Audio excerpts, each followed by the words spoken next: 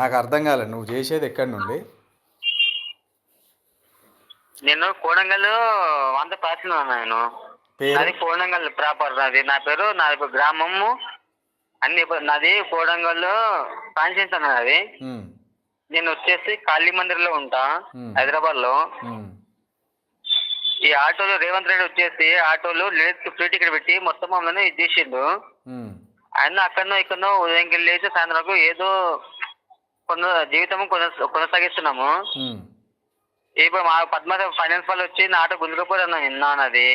Finance వాళ్ళు గుంజుకపోయినరు. ఏదో నా బంగారం తాకట్టు పెట్టి ఇస్తా అంటే కూడా అర్ధ గంట కూడా ఆగకుండా వాళ్ళు వెళ్ళిపోయినరు.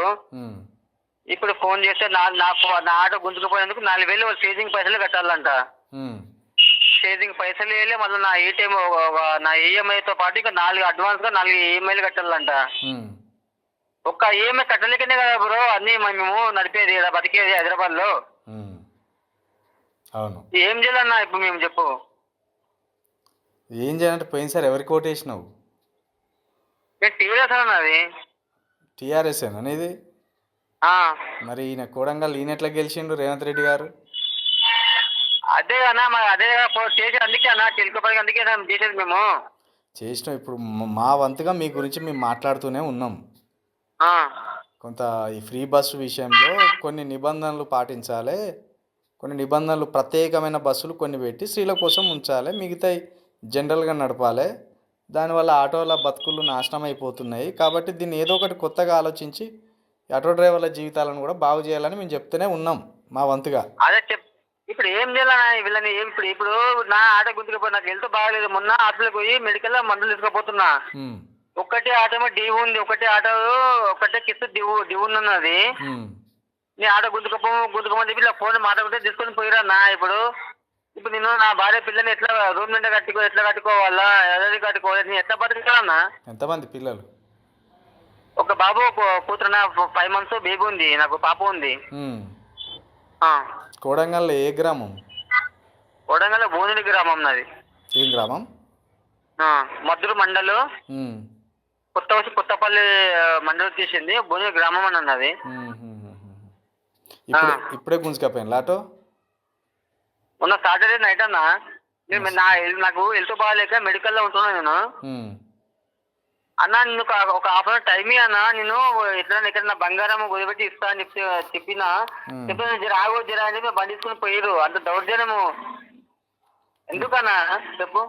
అట్లా తయారైన వీళ్ళు మరి ఇక రోడ్ల మీదనే బండ్లు గుంజుకొని పోతే ఇప్పుడు నడుపుకొని కట్టవలసినవి ఎట్లయినా ఆ బండి నడుపుతే తప్పించి కట్టలేవు. అవన్నా ఇప్పుడు జీవనాధారం దాని మీద బతుకుతున్నా అన్నా ఇప్పుడు. సరే మరి ఏదో ఒకటి చేయి. నీకు తెలిసిన ఆ ఆటో యూనియన్ హెడ్ ఎవరో ఒకటి ఉంటారు కదా, తీసుకపోయి మెల్లగా ఆ 4,000 ఏదో కట్టి మళ్ళీ ఇడిపించుకొచ్చుకో. ఇప్పుడు 4,000 నా బండి తీసుకుపోయినందుకు 4,000 కట్టాలా? ఇప్పుడు మళ్ళీ అడ్వాన్స్ రెండు నెలలు ఈఎంఐలు కట్టించుకుంటారు వాళ్ళు.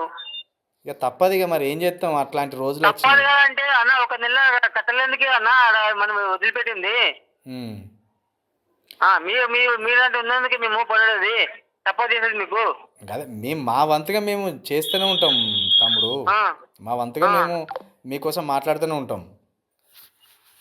అవన్నా మీ నుంచి కాకపోతే ఎప్పటికీ మేము అంటే మాది కాదు మీరు అదే మీ చిరుకు ప్రయాణం మేము కూడా ఎదుగుతాం, మేము కూడా లేస్తామన్నా, మేము కూడా ప్రశ్నిస్తాము.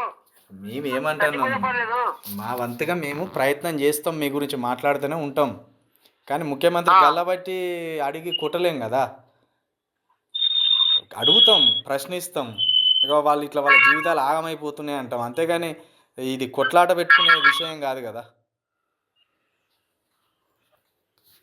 తప్పకుండా నీ బాధ ఏందో నాకు చెప్పినావు కాబట్టి తప్పకుండా ఇది కూడా ప్రజల ముందు పెడతాం. దీన్ని కూడా ఇట్లా జీవితాలు ఆగమైపోతున్నాయి, ముఖ్యమంత్రి గారి సొంత నియోజకవర్గం పెట్టడం మొన్న కవిత కూడా మా ఆటో డ్రైవర్ల గురించి బాధకు మనలో చెప్పినంతా తెలియజేసిన ఆల్రెడీ మేడం గారికి. అది నడుస్తుంది. దీని గురించి కూడా వెలుగులోకి తీసుకురావాలన్నా మీరు.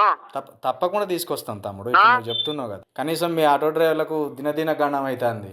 ఏముంది సార్ ఇప్పుడు ఉండేటట్టు పాలసీ చేయాలి వీళ్ళు, ప్రభుత్వం వాళ్ళు. వీళ్ళు కానీ వాళ్ళు కానీ మనకు న్యాయం చేసేది కావాలి సార్ మనకు.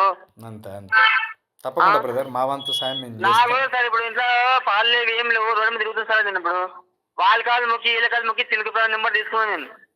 సరే సరే తమ్ముడు, నీ నీ నీ బాధను కనీసం ఈ జనం ముందరే పెడితే ఇది ముఖ్యమంత్రి గారి దాకా పోతే ఆయన ఏమన్నా ఆటో డ్రైవర్ల విషయంలో కొత్త పాలసీ చేస్తే రోజువారీ జీవనం సాగించే ఆలోచన అన్న జరగాలి మరి. ఏం సార్ ఒకటే ఒక నెల కట్టలేదు.